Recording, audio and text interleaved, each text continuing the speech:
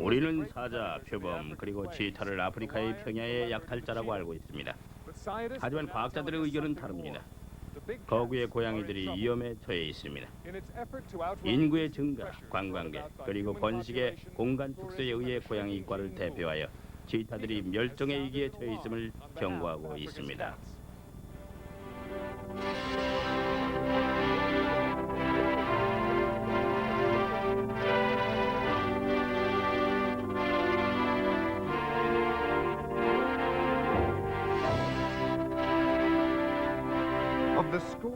케냐의 넓고 광활한 대지에 안식처를 삼고 있는 많은 동물들 중에서도 모사이드 마라는 번이는 고양이들보다 아름답고 눈길을 끄는 것은 없을 것입니다.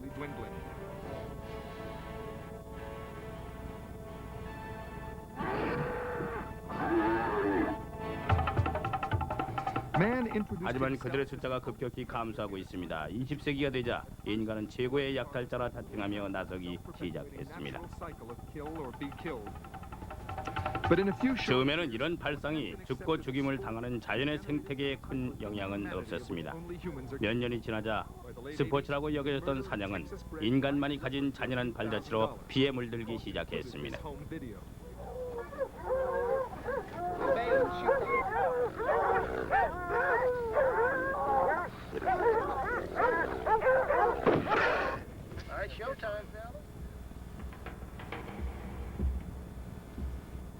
미국에서는 아직 표범 가죽을 파는 남시장이 있습니다. 케네디캣에서 발견된 이런 가죽들 말입니다. 사람들이 거금을 들여 이런 가죽을 사기 때문에 총이 더 많은 아프리카에서는 밀렵꾼들이 난무합니다. 저 깨진 바위에서도 몸을 숨기기가 용이하겠는데? 오른쪽으로 돌아. 그래. 수백만의 관광객들이 케냐로 몰려오는 같은 이유로 영화배우 브라이언 브라운과 레이첼 워드는 동물 구경을 왔습니다. 물론 모사이드 마라보다 이상적인 장소가 없겠죠? 우리가 뭘 찾아야 하죠? 뿌리로 올라온 귀? 그래, 풀이에 있는 귀. 세렌게티 평야와 탄자니아의 강우에 이어 동물들의 이동이 일어나고 적자 생존이 펼쳐지는 자연의 파노라마가 시작됩니다. 수천 년간 그래왔고 지금 역시 마찬가지입니다. 치타는 모사이드 마라의 열쇠를 쥐고 있습니다. 독립적이며 초연한 치타는 동물의 귀족에 해당됩니다. 귀족이라 자연과 때론 어울리지 못하는 것 같습니다. 치타는 고양이과에서 제일 빠릅니다. 또한 빨리 사라지고 있죠.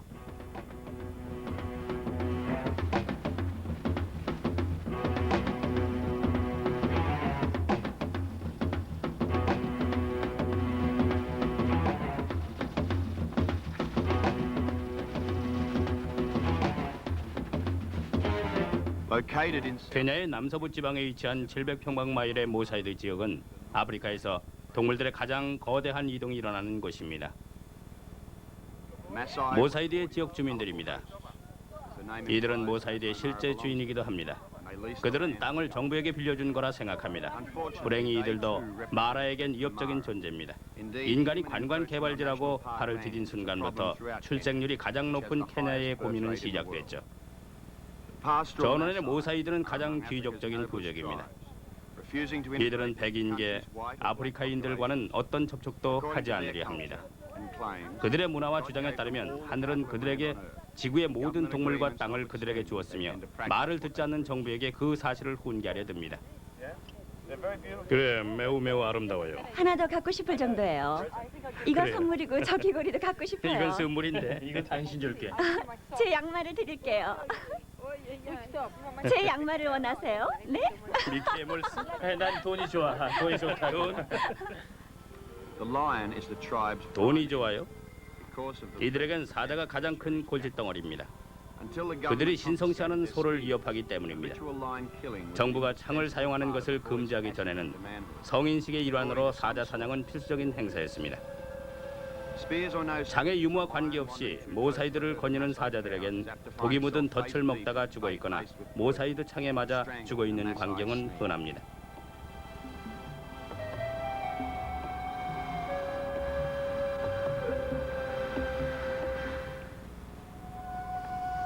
우리는 수세기를 마라에서 보낸 코끼리 떼를 다행히 볼 수 있었습니다. 상암 위협은 이제 통제가 된다고 합니다. 저건 굉장히 어린 새끼가 틀림없죠? 그래요. 우리가 본 것 중에 가장 어린 게 틀림없어요. 한 3, 4개월 됐겠는데요. 정말? 만약 암컷이라면 어미가 죽을 때까지 동행할 거고. 착한 엄마들인가요? 그럼요. 제일 좋은 엄마들이죠. 새끼 돌보는 것을 굉장히 잘해요. 다른 코끼리가 새끼한테 너무 가깝게 접근하거나 밀리기라도 하면 어미가 쫓아내버리죠. 코끼리에 의해 동아프리카에 사는 상업적인 동물들이 위험에 처해 있음을 전 세계적으로 알리게 됐습니다. 70년대에 밀렵에 의해 극적으로 이들의 숫자를 감소시켰습니다. 아름다운 사자들이에요. 훌륭합니다. 나이가 얼마나 됐을까요? 한 4살 먹었겠는데요.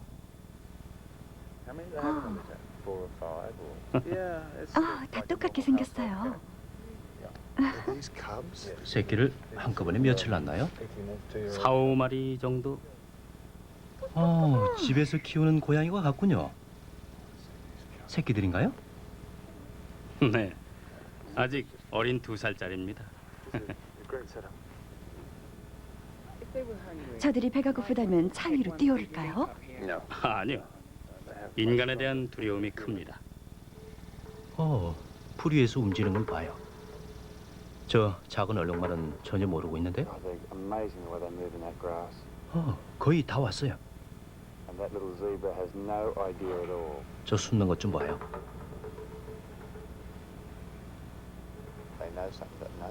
세상에. 어머, 언제 뛸 거야?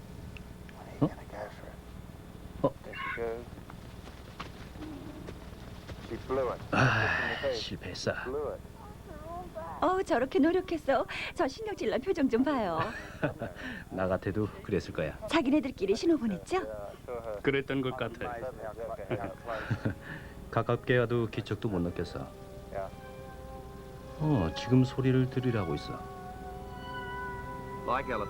코끼리와 마찬가지로 사자도 좋은 어미입니다. 새끼를 보호하고 수마일 달려나가 먹이도 벌어오죠. 때론 얼룩말도 먹이가 되죠. 사자는 혼자서나 떼를 지어 사냥하죠. 먹이를 포착하면 최대한 가깝게 달려가 간결하고도 확실하게 덤빕니다.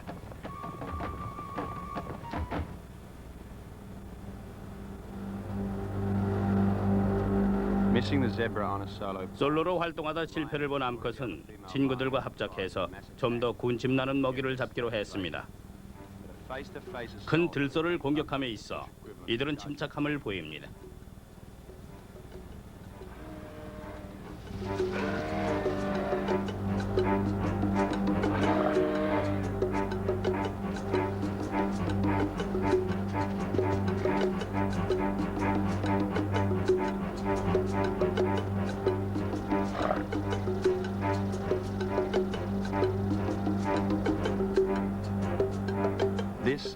이 암컷은 영양을 잡기 위해 기회를 보고 있습니다.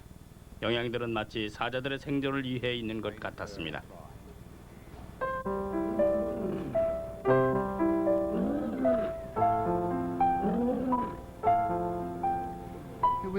자유롭게 태어나다라는 책을 쓴 조이 애덤슨에 의해 사자의 이미지가 왕자리에서 여왕으로 물러나는 데에 대해 알게 됐습니다. 용맹스러운 어미 엘사의 모험에 의해 수컷 사자의 이미지는 사람을 잡아먹는 야수에서 바가지나 긁히는 동물로 바뀌었죠. 책에서의 수컷은 종족을 늘리기 위한 이유 외에는 없어도 무방했습니다.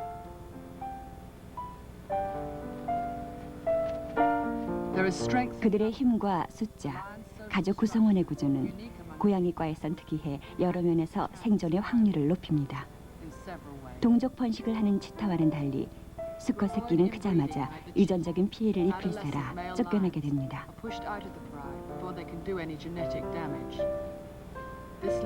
사냥을 더 잘하는 암컷들이 이리해 스스로의 힘으로 새끼를 키우게 됩니다. 부모와 사냥꾼 역할을 차례대로 돌립니다. 그들은 서로의 새끼를 돌아가며 돌봐줍니다. 가족임을 서로 확인하면서 서로 간의 동일성을 확인하게 되죠. 놀이 시간도 중요합니다.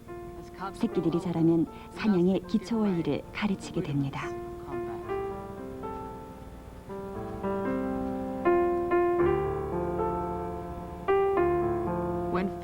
식량이 풍부하고 강량이 적당할 때면 안전함을 느끼는 사자떼는 마치 작고 평화로운 왕조를 연상시킵니다.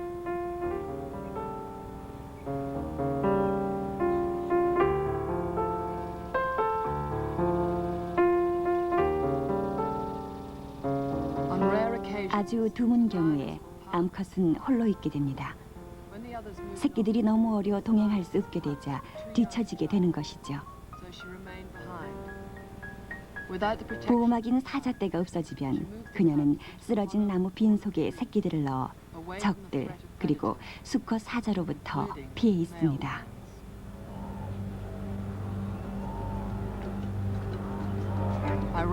아이러니컬하게도 바로 전에 다른 암사자와 대항했던 버팔러들이 이제 떼지어 그들을 괴롭힙니다. 약간의 싸움 후 그녀는 새끼들로부터 들소떼를 몰아냅니다.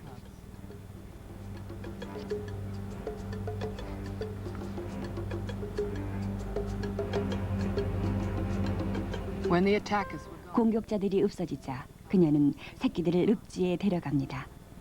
그것은 완전히 안전한 곳이죠. 당분간 그들의 식량이 있고 머물러야 되는 곳입니다.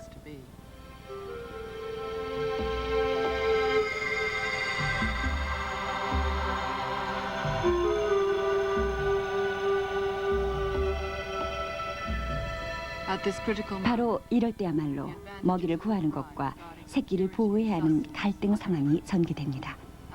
다른 위험의 요소도 출현합니다.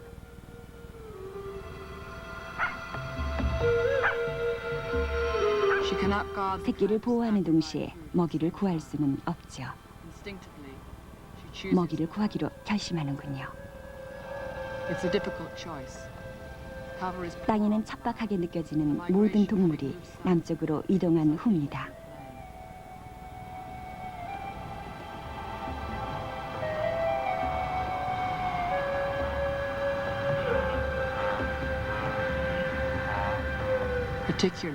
혼자 사냥하는 암컷에겐 더욱 힘든 상황이죠.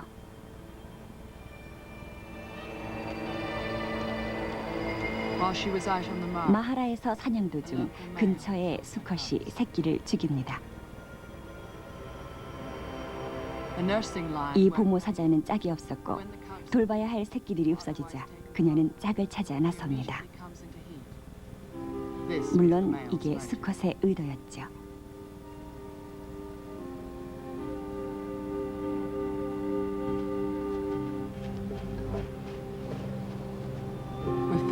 식량도 풍부하고 천적들이 다 사라지자 그들은 여유 있게 사랑놀이를 시작합니다.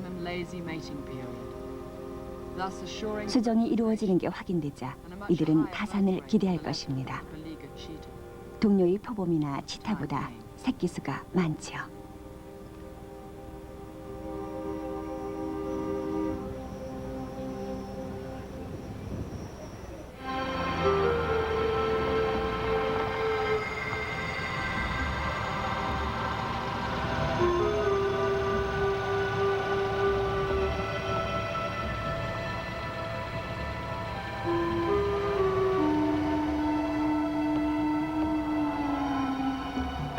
우리는 동물에 대한 관심이 점차 커지자 치타의 생존 투쟁에 대해 알고 싶어졌습니다.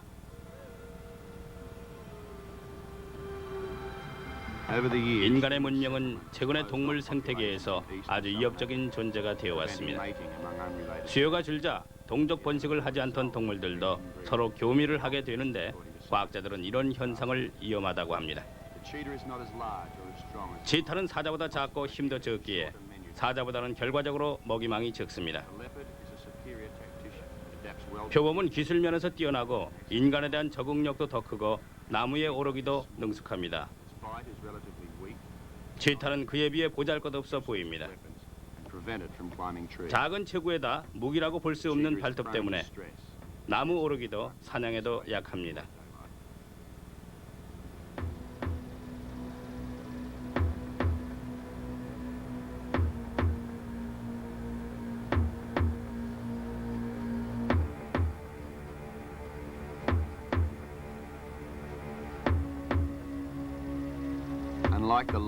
치타는 벌판에서 그리고 대낮에만 사냥을 하는 스트레스가 있습니다.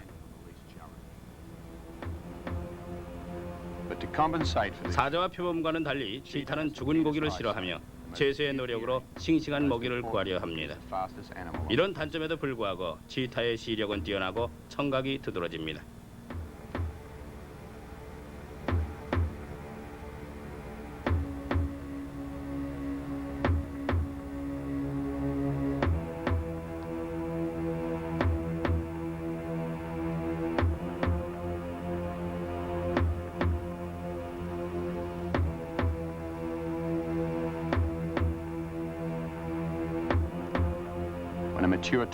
가장 중요한 것은 최고의 속도를 자랑한다는 점입니다. 먹이가 포위망에 들어오자 드디어 경기가 시작됩니다. 기회를 놓치면 경기 끝입니다.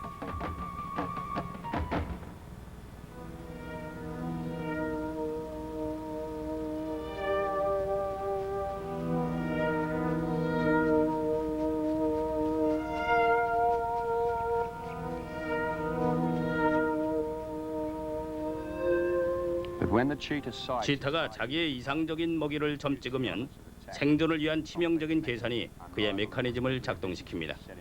작은 머리와 콧구멍이 목표 지점을 향한 꼭지점이 되고 이미 작동된 다리는 낮은 자세를 취하며 달려갑니다. 발톱은 가동력을 위한 스파이크가 되고 꼬리는 작은 방향 전환의 기수 역할을 하게 됩니다. Countering the inertia of its slashing turns.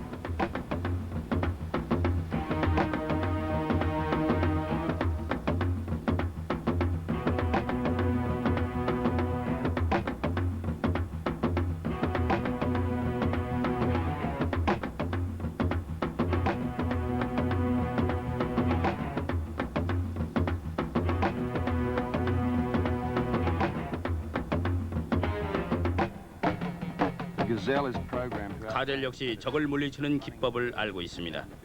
큰 고양이들을 떨구기 위해 몸을 틀어야 한다는 것도 압니다.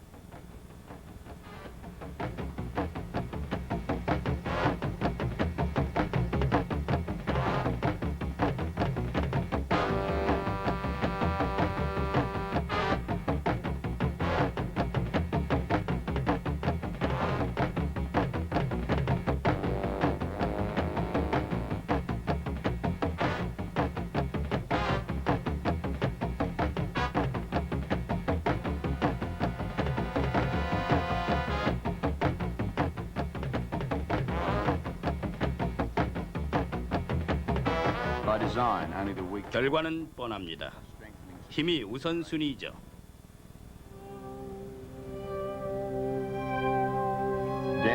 모사이드 마라에서는 죽음이 곧 생명을 의미하기에 중요한 것입니다.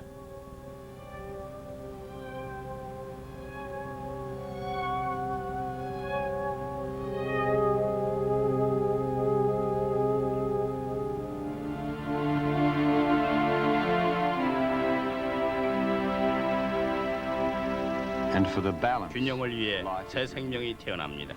다시 또 다시.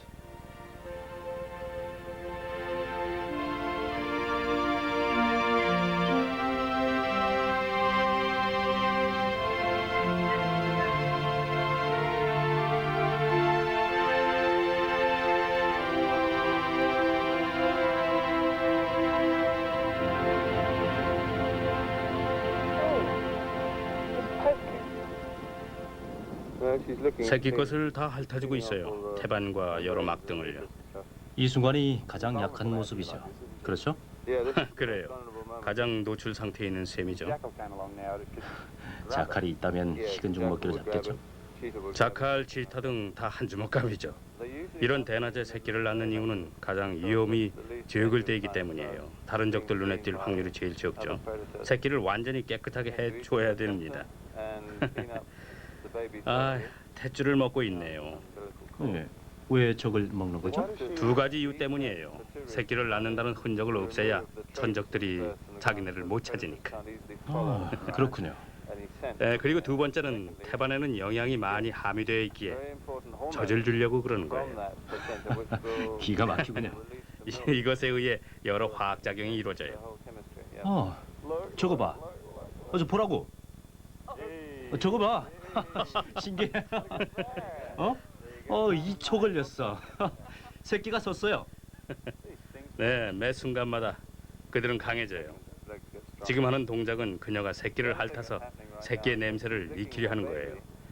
다른 가젤 새끼와 구별하고 자기 것을 찾아낼 수 있도록 하는 거죠. 이제 새끼를 두고 갈 겁니다. 새끼가 언제 있었냐는 듯이 떠나버릴 거예요.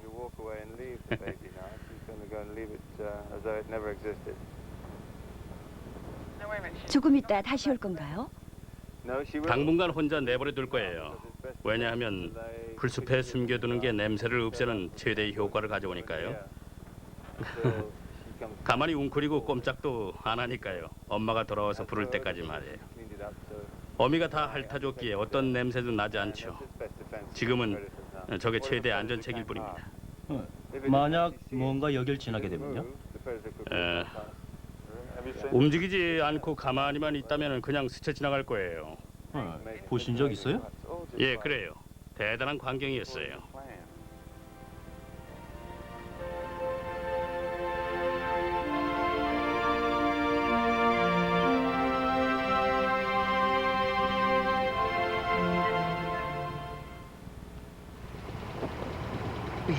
우린 이동하는 무리를 따라 남쪽으로 향했습니다.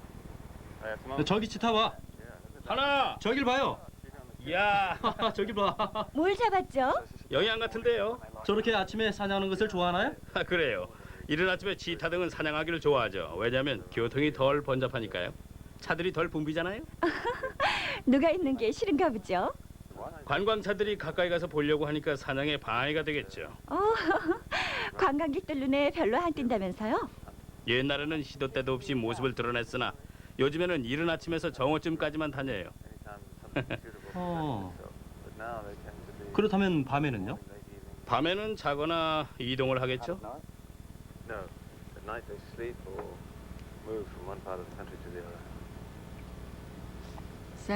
이 광경을 보고 이들은 만찬에 동참하겠노라고 자청해 왔습니다. 사자와 표범이 물러가자 아무런 방해 없이 포수익을 할 수 있을 겁니다.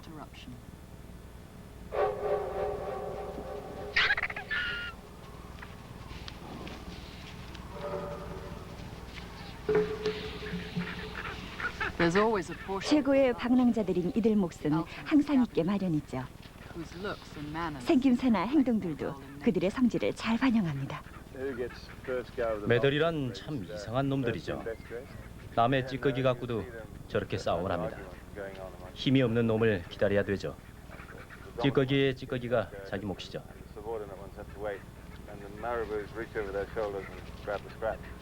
몸집이 작은 애들은 기회가 없어요. 처음엔 못 끼지만 다 자기 몸만큼 먹습니다. 풀이 이제 말라가고 있었고 때지어 다들 남쪽으로 가고 있었습니다. 동물학자이자 예술가인 조나단 스콧은 다음 나올 책에 실을 그림들을 마지막으로 그리고 있었습니다.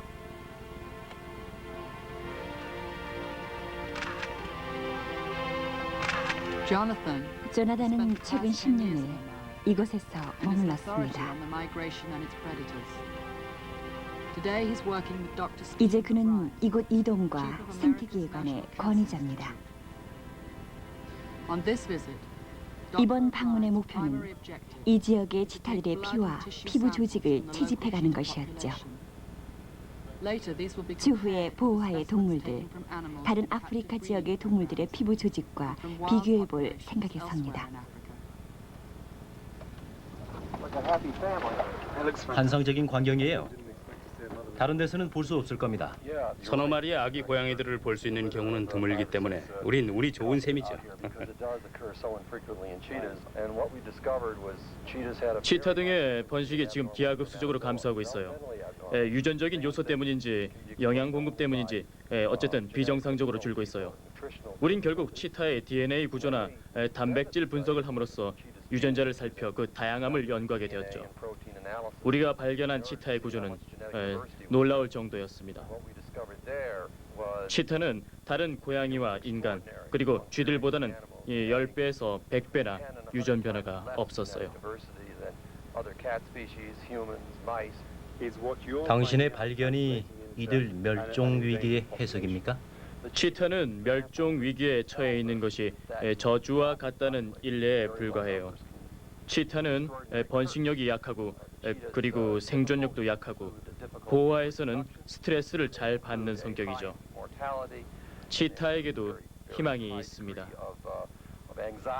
암협회에서 주장하는 암 환자들과 마찬가지로 약을 투여한 후에 오래 산다는 것은 약의 효과가 있다는 거예요. 저는 낙관적입니다.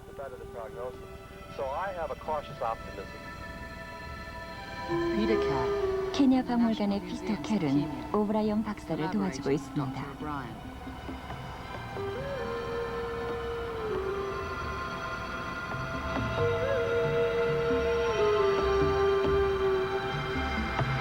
피터는 스프링 식충으로 치타에게 진정제를 넣습니다. 정확한 조준과 그리고 동물을 덜 놀라게 하며 빠른 효과가 있기 때문이죠. 조교인 렛츠캐시 알렉산드라와 미츠 부시는 실험실에서 연구될 여러 조직과 샘플을 채집하는 데 박사를 돕습니다.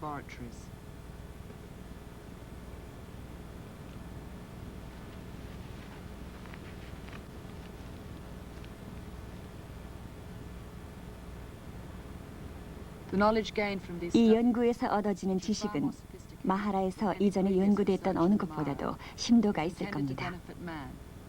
동물과 인간에게 혜택을 줄 것이죠.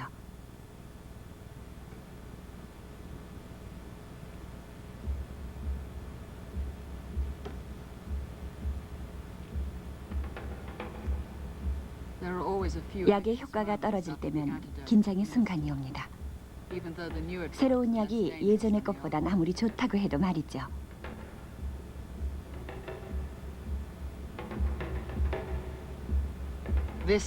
이 치타는 걱정할 필요가 없네요.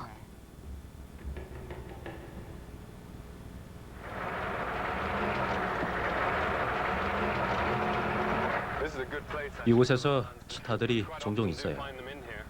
저번에 검은 치타도 여기서 발견됐죠. 그래. 이 숲 속에 있었어요. 이곳에서 먹이 잡기가 쉬운가 봐요. 맞아요. 평야인데다가 모사이드 동물들이 여길 거쳐서 이동하기 때문에 이상적이죠. 숨기도 적당하고. 조나단의 지식이 연구에 도움이 많이 됩니다.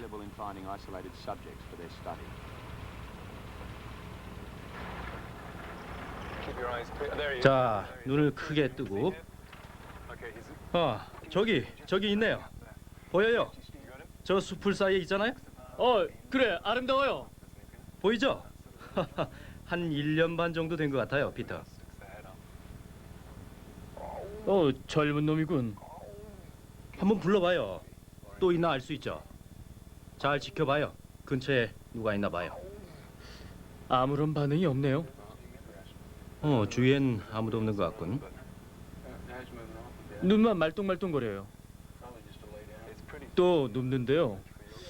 여긴 나무가 너무 많아요. 미치, 여기서 조준이 가능할 것 같아요? 문제가 있는데 너무 어둡기도 하고 그리고 눕힌 다음에 장소를 다음으로 이동해야 할 것 같고요. 여긴 숲이 너무 짙게져서 안전치가 않아요. 바로 여기에요. 차를 세워요. 네, 조금만 더요. 조금만 더. 조금만 더?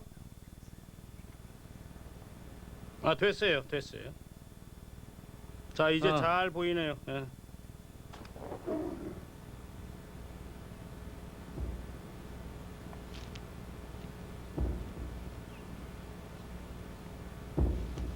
Now the line's dark. 이제 사자가 드러누웠고 미치는 약이 퍼졌나를 확인해 봐야 합니다. 아직 정신이 있네요. 조금 기다리죠.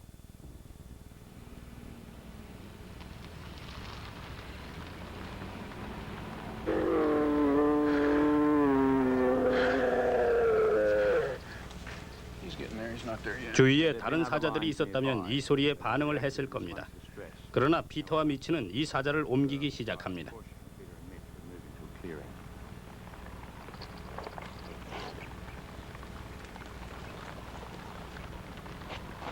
Team must work quickly. 빠르고 안전하게 사자를 옮깁니다. Line too long. 시간이 지날수록 사자에겐 부작용이 생길 수 있습니다.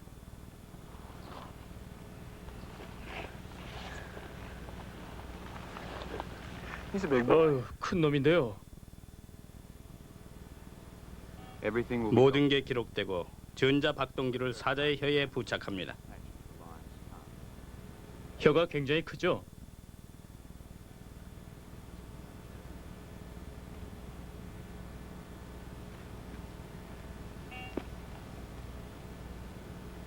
이빨의 크기와 상태를 체크합니다.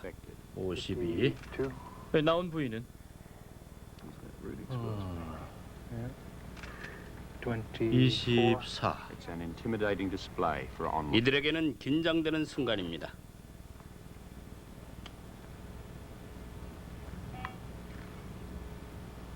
This was an early field test. 이것은 생물계를 실험할 수 있는 이동식 모니터였습니다. 현대식 병원의 기계가 총동원됐습니다. 호흡 23, 심장 박동 96. 잘 돼가고 있습니다.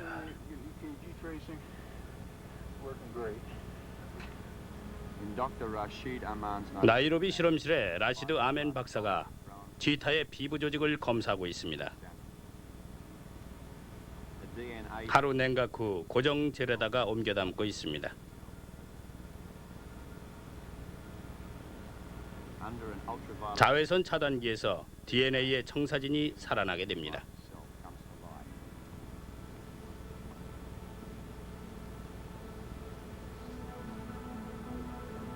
이 모든 것을 마치 보험처럼 관리를 한다면 미래의 멸종 위기의 종이라도 번식시키기 위해 사용될 수 있을 겁니다. 우리는 지금 야생 동물에 관해 연구하고 있습니다. 우리의 발동력은 이들을 전 세계의 자연 보존주의자들과 더불어 미래에도 남게 하자는 데 있습니다.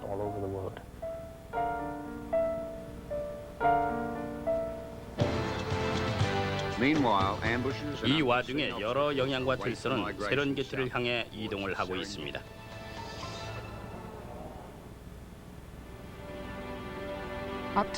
이제까진 고양이과의 세 종을 다보는 우리의 목표를 달성하지 못했습니다.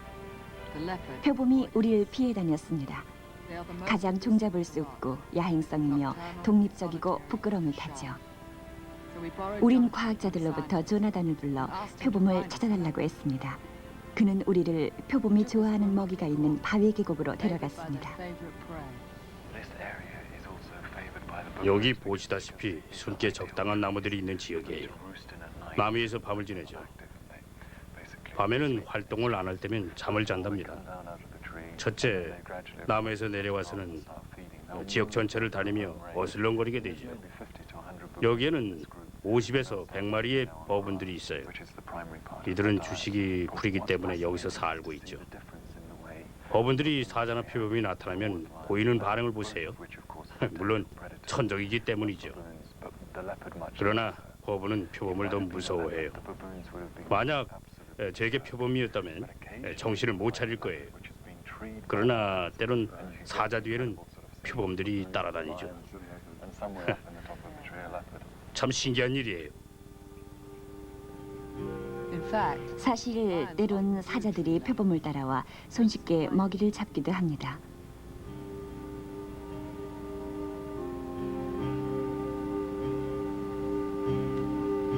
그러나 뺏어 먹을 게 없다는 것을 알자 이 암컷을 기다리기가 싫어진 모양입니다.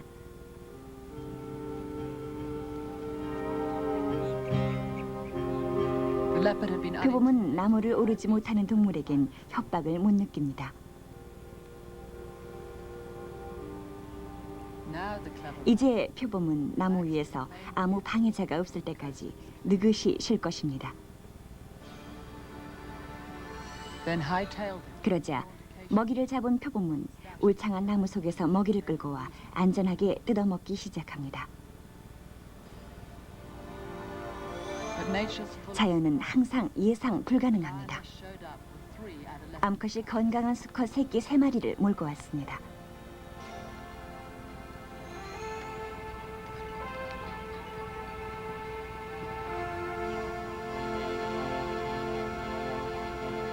한 마리는 찌꺼기로 만족합니다.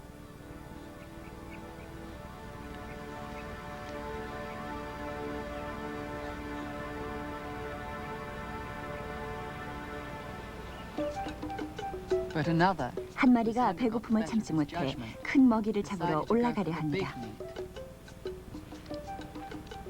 조심스레 그는 나무통을 타고 오르려 합니다.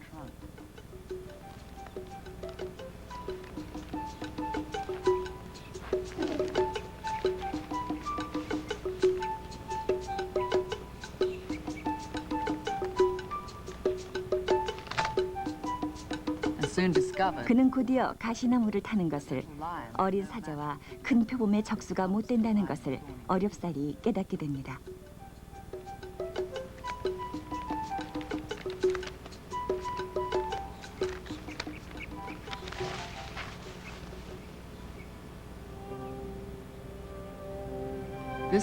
이번엔 표범의 승리입니다. 물론 인간과의 경쟁에선 드문 경우죠. 가죽 무역이 인기를 잃은 건 표범 가죽을 걸치는 유행이 사라졌기 때문입니다. 저는 한때는 6만 마리의 표범이 한 해에 죽임을 당했다는 얘기를 들을 때마다 간담이 서늘해집니다. 표범 가죽 코트 한 벌을 만드는 데는 무늬가 유사한 12마리 가죽이 소요됩니다. 저는 표범의 아름다움에 찬사를 보내는 사람이기에 정말 표범 코트를 걸친 사람은 보기 싫습니다. 여태까지는 털코트에 관한 보이콧이 효과를 발휘하고 있습니다. 그러나 너무 많은 관광객은 여전히 문제입니다. 관광은 케냐의 제일 산업이죠. 이로 벌어들인 외화로 야생을 회복시키고 있습니다. 그러나 지금 미니버스의 범람으로 이들은 위협받고 있으며 야외 동물원에서나 안전하게 살 수 있을 정도입니다. 정부가 노력하고 있긴 하지만 해결책이 없는 문제입니다.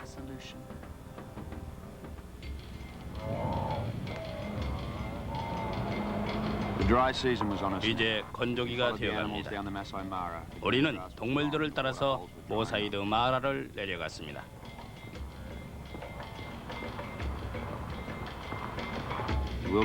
초원과 물이 사라지고 있었습니다.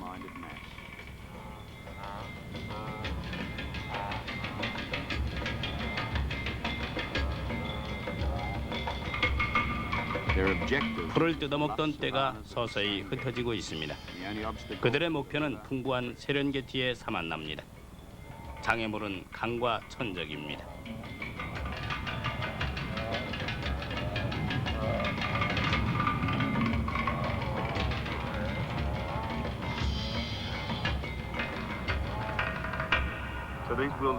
이 영양들이 이제 세렝게티로 향하고 있나요?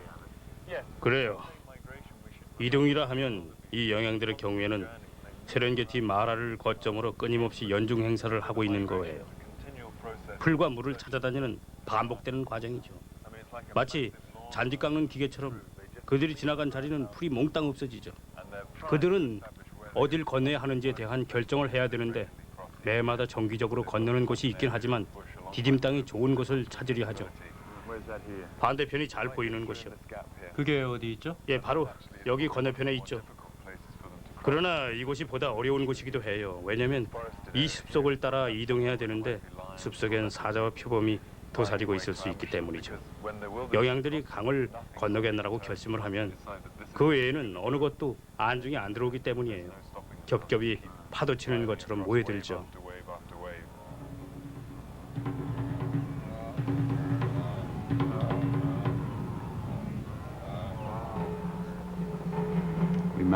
우리는 강어기 쪽으로 내려가 영양들이 건널 만한 곳을 찾았다.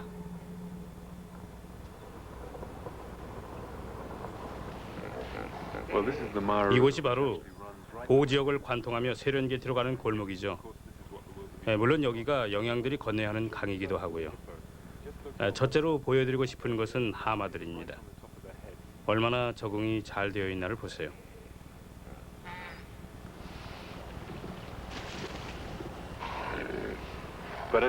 그들의 기완눈은 바로 머리에 붙어 있어요. 아시다시피 이들은 10월한 밤에만 물에 나와요. 이 점이 영양들에게 중요하죠. 하마들이 물에서 나오면서 만들어낸 길이 영양들이 물가를 타고 나오는 지름길이 되니까요.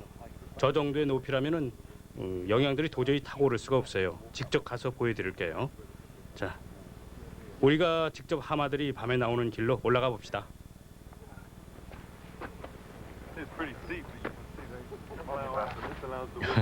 여기 말인가요? 바로 조금만 더 가면 돼요. 자, 올라오세요. 가봅시다. 영양들이 이리로 올라온다고요. 하마 발자국이죠? 그래요. Clearing a path. 영양들을 위해 길을 뚫는 하마의 역할은 끝났습니다. 이제 악어 차례였습니다.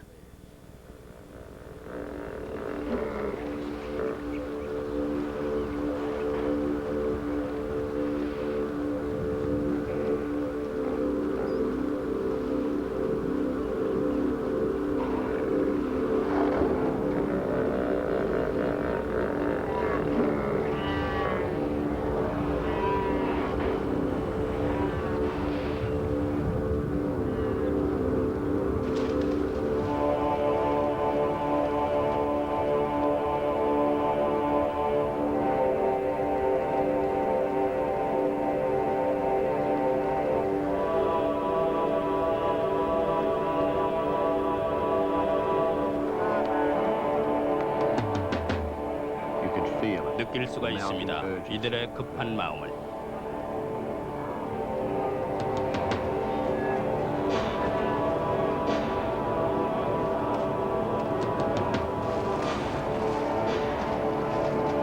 And then the signal. 신호가 내려집니다. 수천 세기의 울림이.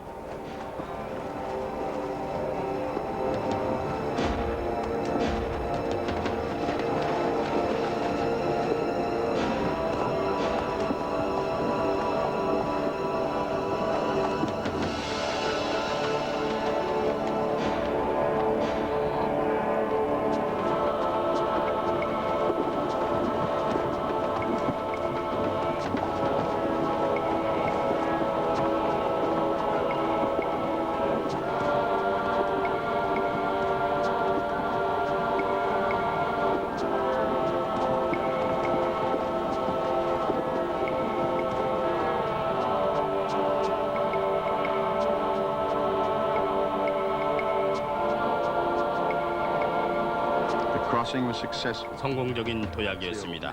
적의 출혈이 있기까지는. 영양들은 다른 안전한 길을 찾기 위해 방향 전환을 합니다. That was not to be. 당연한 것이죠.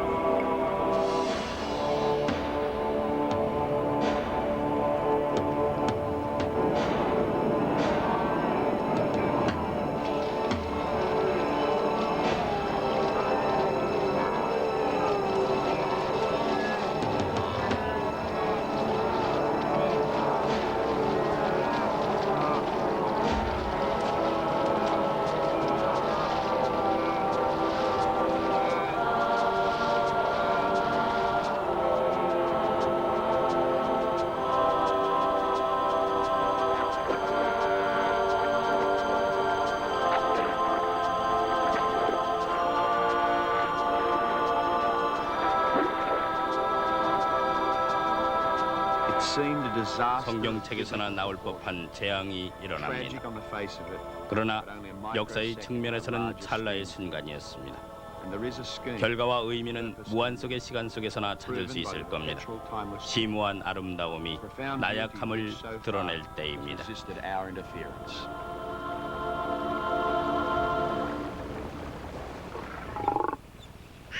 Beauty lives within the heart and speaks with gentle eyes. Knows there's nothing it can't change if only beauty tries.